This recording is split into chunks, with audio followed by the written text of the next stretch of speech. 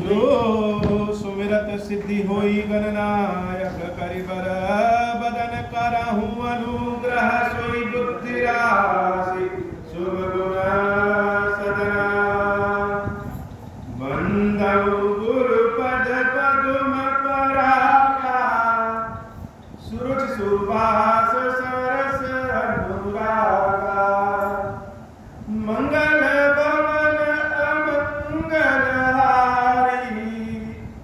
उमा सहित जहि जपत पुरारी सुमिर श्रीवास शिव पाई पसाऊ वर्णु रामचरित चित जाऊं पानी ग्रहण जब कीन महेशा हर्षे तब सकल सुरेशा हरि रामचरित सब आए प्रेम पुलक लोचन जग छाए मंगल भवन अमंगल हारी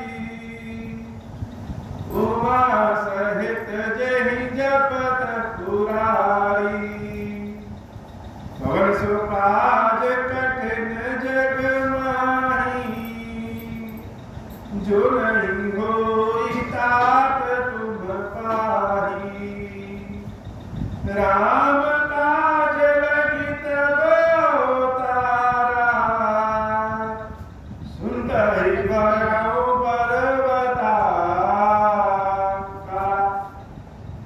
हे महादेव इस जगत माता इस जीवन बाबा ने कार्य करने में नहीं कार्य संभव हो गया सारे कार्य सरल और संभव हो जाते हैं बाबा का नाम कृपा हो जाए रावण अपने सारे परिवार वालों के साथ सभी संबंधियों के साथ लंका के पर्वत पर विराजमान जैसे प्रदोष काल में त्रयोदशी के दिन देवी पार्वती विराजमान होती है उनके समक्ष भगवान शंकर नृत्य करते हैं भगवान विष्णु मृदंग बजाते हैं और देवता लोग ढोल और नगाड़े आदि अनेक तरह के वाद्य यंत्र बजाते हैं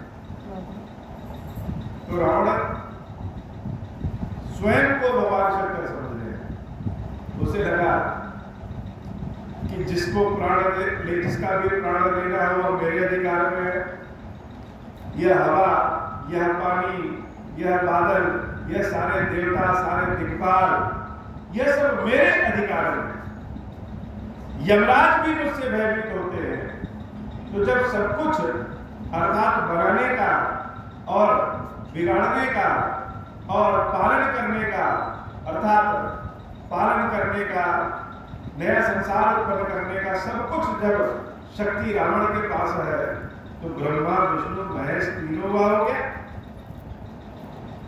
फिर जैसे भगवान शंकर का ऐश्वर्य है देवी पार्वती का ऐश्वर्य है वही ऐश्वर्य हमारा भी तो प्रदोष काल में जैसे कैलाश पे दरबार लगता है उसी तरह से रावण शाम के समय त्रिकूट पर अपनी पत्नी देवी मंदोदरी के साथ विराजमान होकर के नृत्य देखता है सारी अप्सराएं दिक्पाल गंधर्व आदि रावण को प्रसन्न करने के लिए संगीत की व्यवस्था करते हैं अपने मस्तक पर मेघों का मुकुट बादलों का मुकुट लगाया है और वह बादलों का मुकुट ऐसा लग रहा है जैसे बिजली की चमक है मंदोदरी के कानों के जो कुंडल है वह बिजली से भी ज्यादा तेज चमक रहा है विभीषण जी महाराज कह रहे हैं कि हे प्रभु श्री राम यह रावण का आभा मंडल है यह रावण का भोग विलास है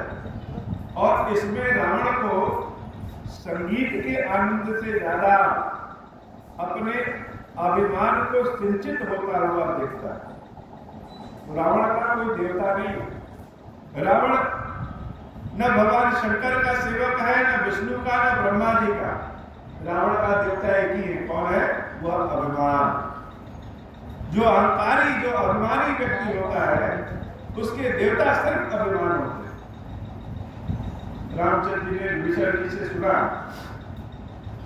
कि स्वयं को शिव जी समझने लगा।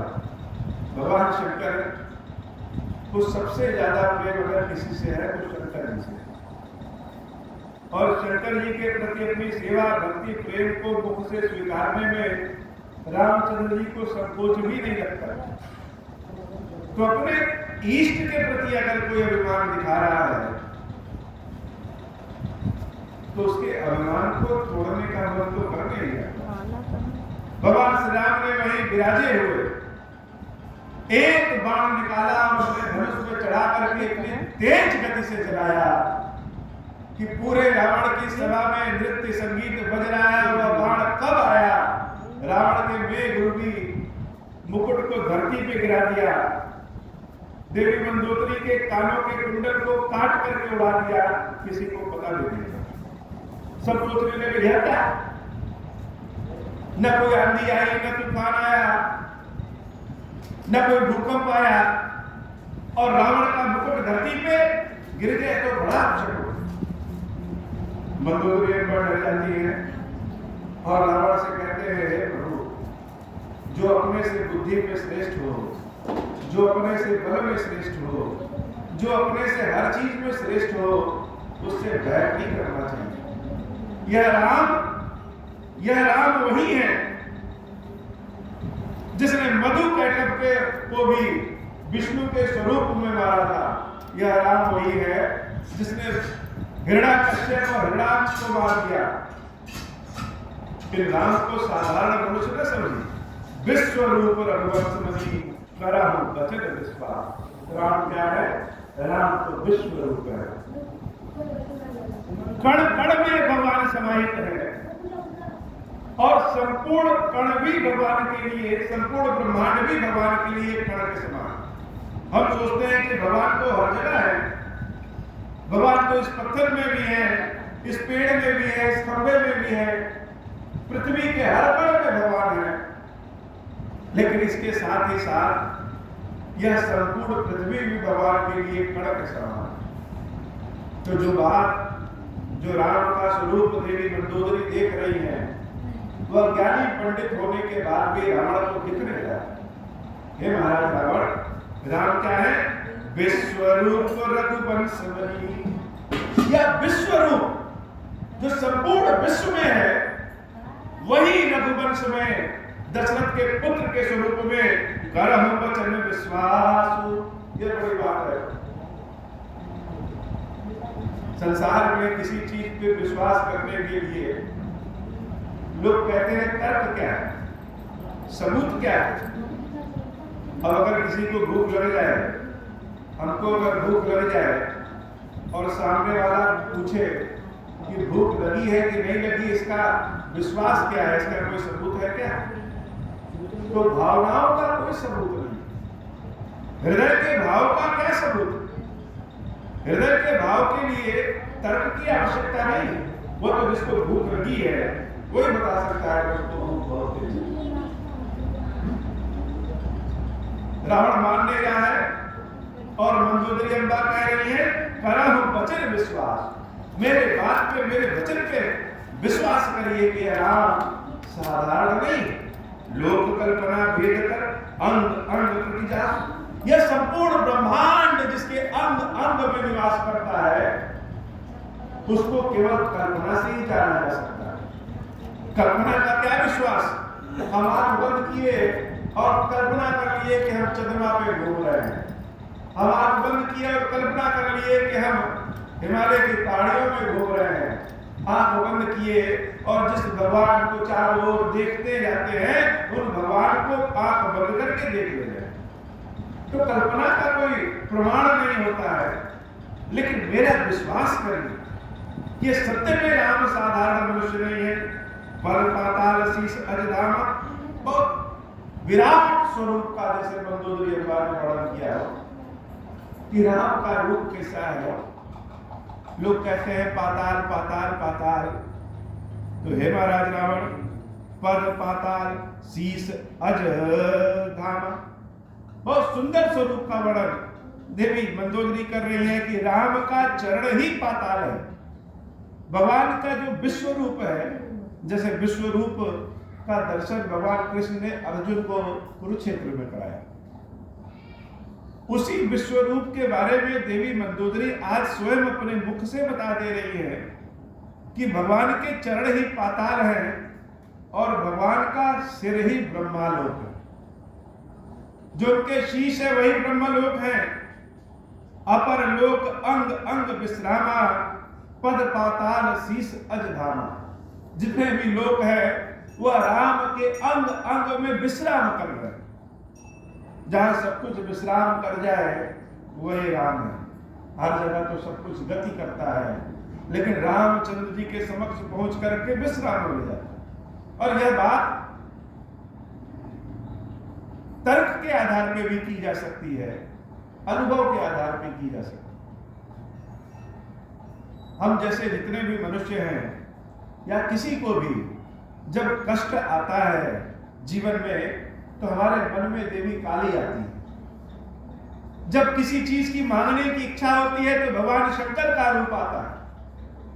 जब संकट से डरते हैं और अचानक कृपा प्राप्त करने की इच्छा होती है तो हनुमान जी महाराज का रूप आता है। जीवन में बहुत विपरीत परिस्थितियां हो जाती हैं तो 9 ग्रहों की शांति के लिए व्यक्ति भागता है, लेकिन कभी रामचंद्र जी के समक्ष पहुंचिए, कभी भगवान राम की विग्रह मूर्ति के समक्ष पहुंचिए तो मन की लालसा ही समाप्त हो जाती। शायद ही किसी के मन में यह इच्छा हुई हो जो राम जी के समक्ष पहुंचे और कहे कि हे प्रभु हमको बहुत ढेर धन दे दीजिए। मन ही नहीं करता। लेकिन जब शिव जी के समक्ष पहुंचे तो हमारे मन की कामना बढ़ जाती। तो राम कौन है? राम तो विश्राम है। जहां मन की कामना भी विश्राम कर जाए वही राम। तो हे महाराज रावण, भ्रिकुट विलास भयंकर काला। रामचंद्र जी के जो भाव है, जो आंखों का टेढ़ापन है वही महाकाल है। नयन दिवाकर कच घनमाला, आंख ही उनके सूरज और चंद्रमा है और उनके बाल ही बादलों का समूह है। ये जो उनकी आंखें यही सूरज है, इसी से प्रकाश आता है और बादल ही उनके बाल ही बादलों के स्वरूप है। जासुघ्रान अश्वनी कुमारा, देवताओं में जो दोनों अश्वनी कुमार हैं वह रामचंद्र जी की नासिका है। और निस रूप निस अरु दिवस निमेश अपारा, श्रवण दिशा दस वेद बखानी, मार्ग श्वास निगम निज वाणी। जो भगवान श्री राम के कान हैं वही दिशा और वेद का बखान करते रहते हैं। अर्जुन जब कृष्ण भगवान के दिव्य स्वरूप को देख रहे हैं तो दिव्य स्वरूप में उन्होंने देखा कि उनके कानों से ही सब कुछ निकल रहा है।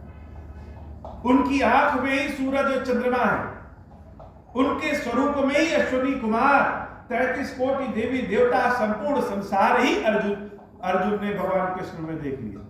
काकभुसुंडी जी ने जब राम जी के स्वरूप को देखा तो देखा कि संपूर्ण संसार में ही राम है, हर जगह प्रभु है। और राम जी ने जब मुंह खोल लिया तो काकभुसुंडी जी महाराज भगवान राम के मुख में घुस गए।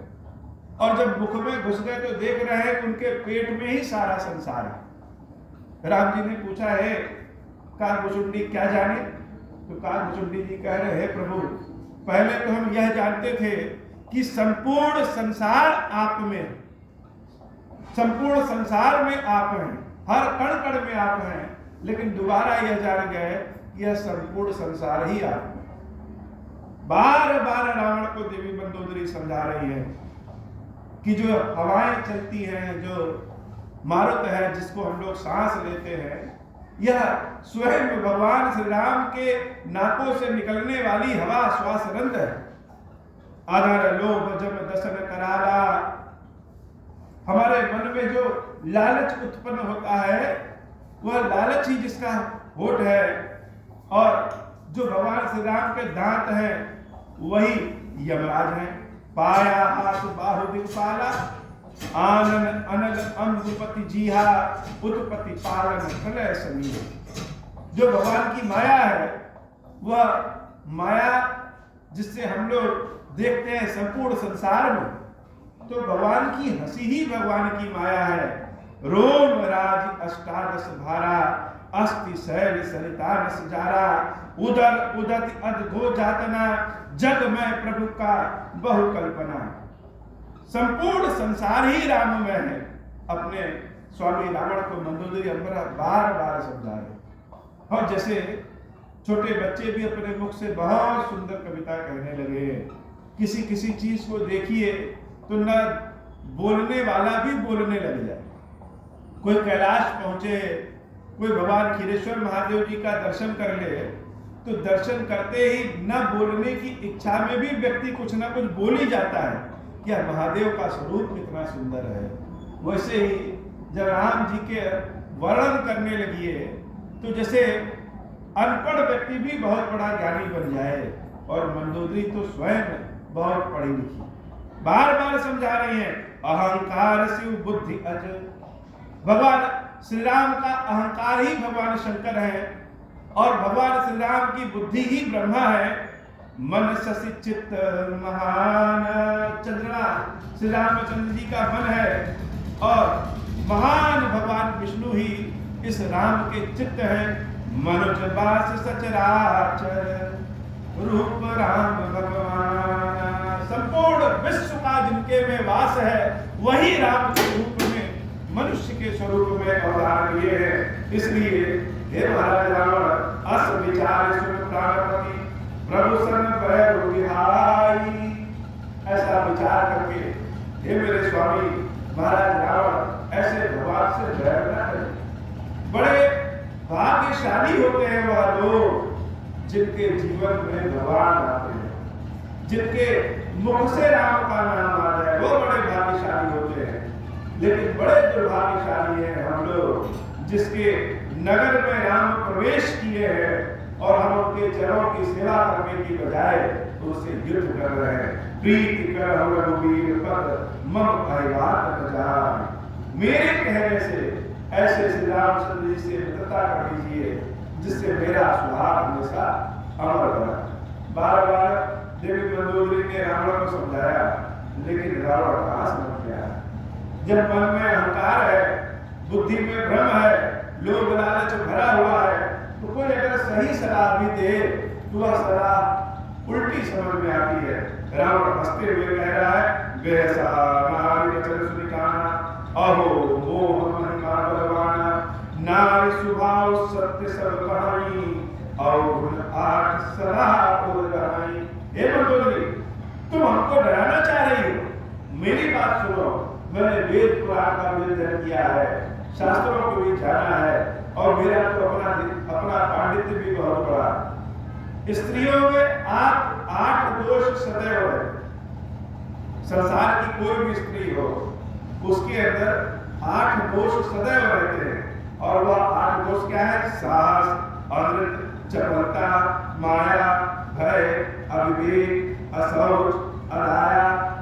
कि स्त्रियों में साहस बहुत होता है। अब यह साहस जब दुस्साहस बन जाता है यह उनका दोष उत्पन्न होता है। और दूसरा जो स्त्रियों का दोष है कि स्त्रियां झूठ बहुत बोलती हैं।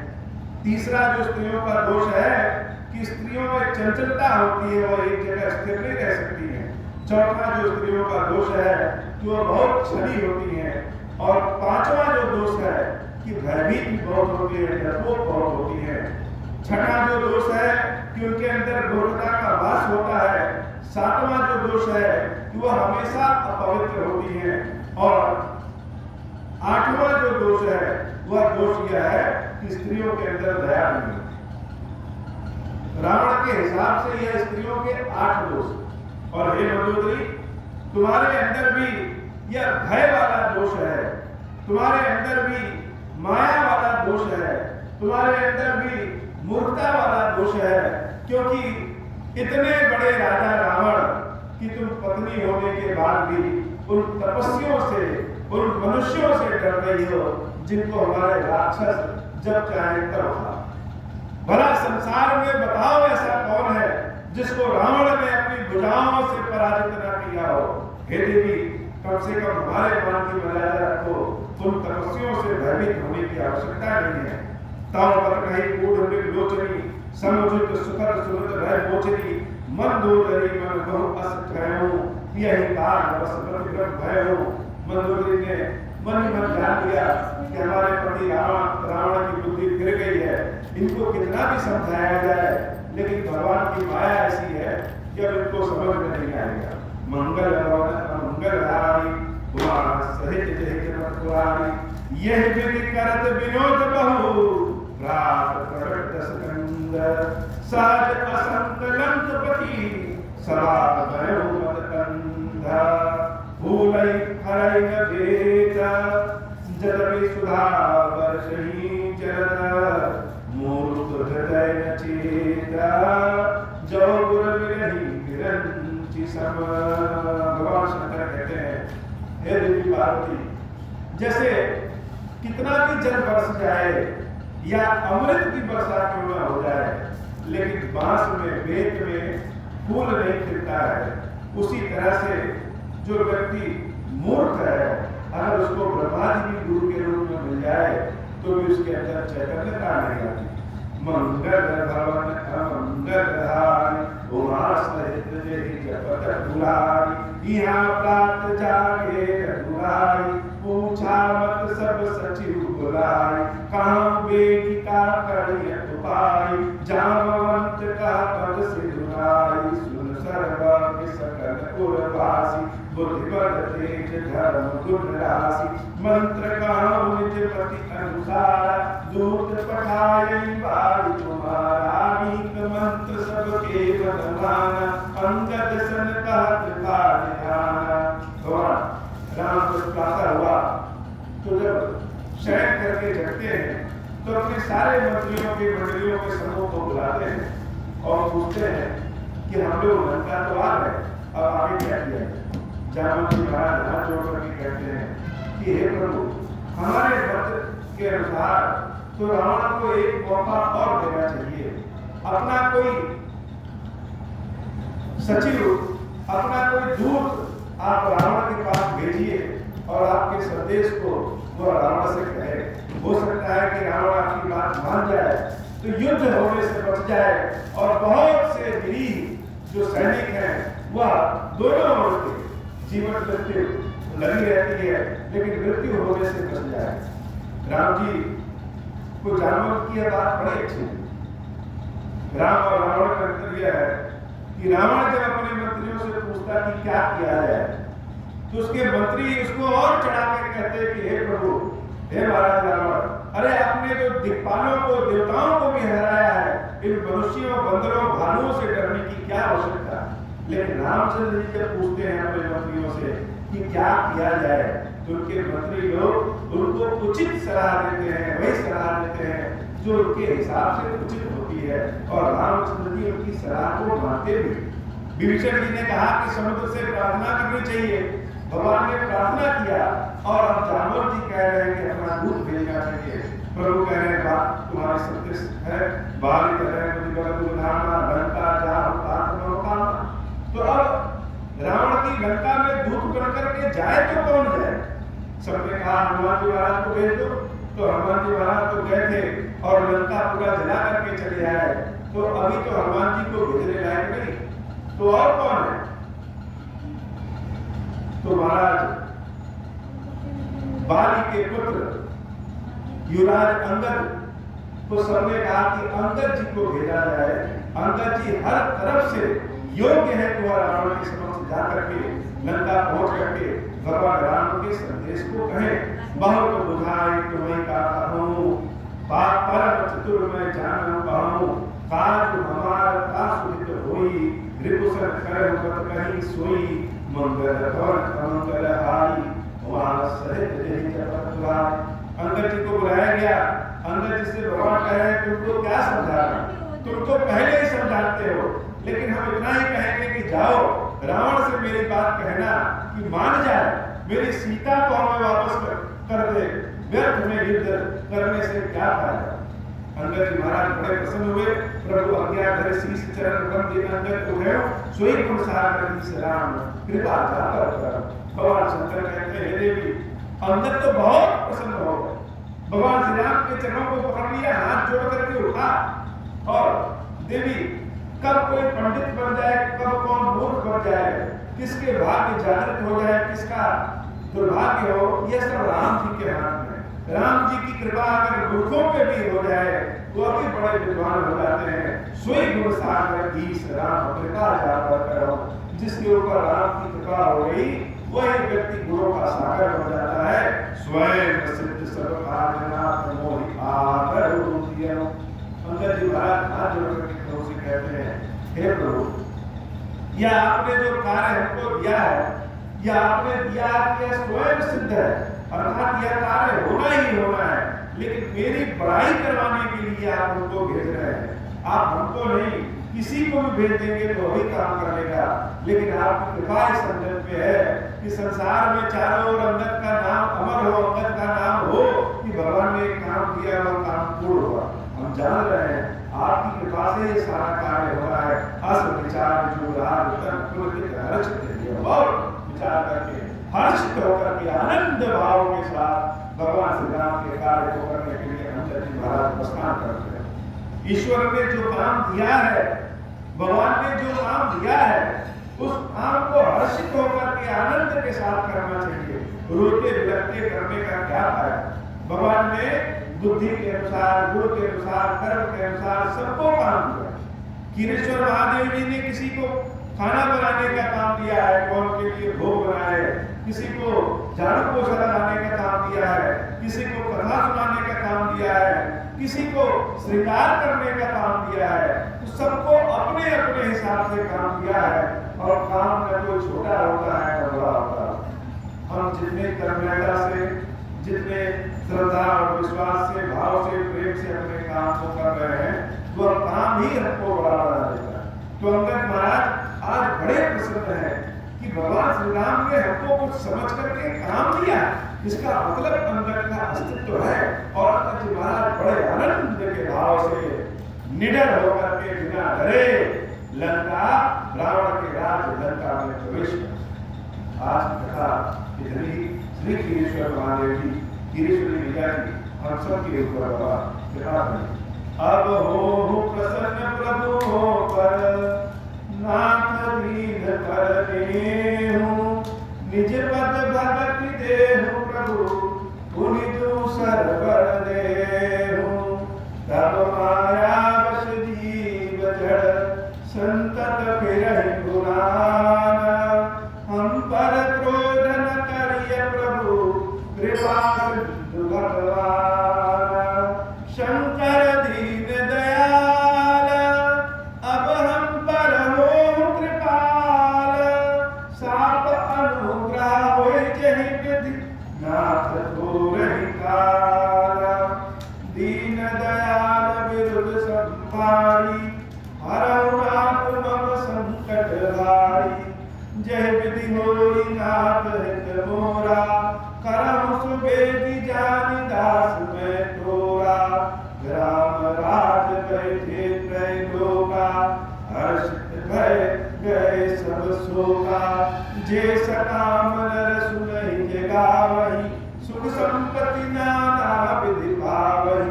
जो इच्छा करिहु मन माहि, हरि प्रसाद कछु दुर्लभ नाहि।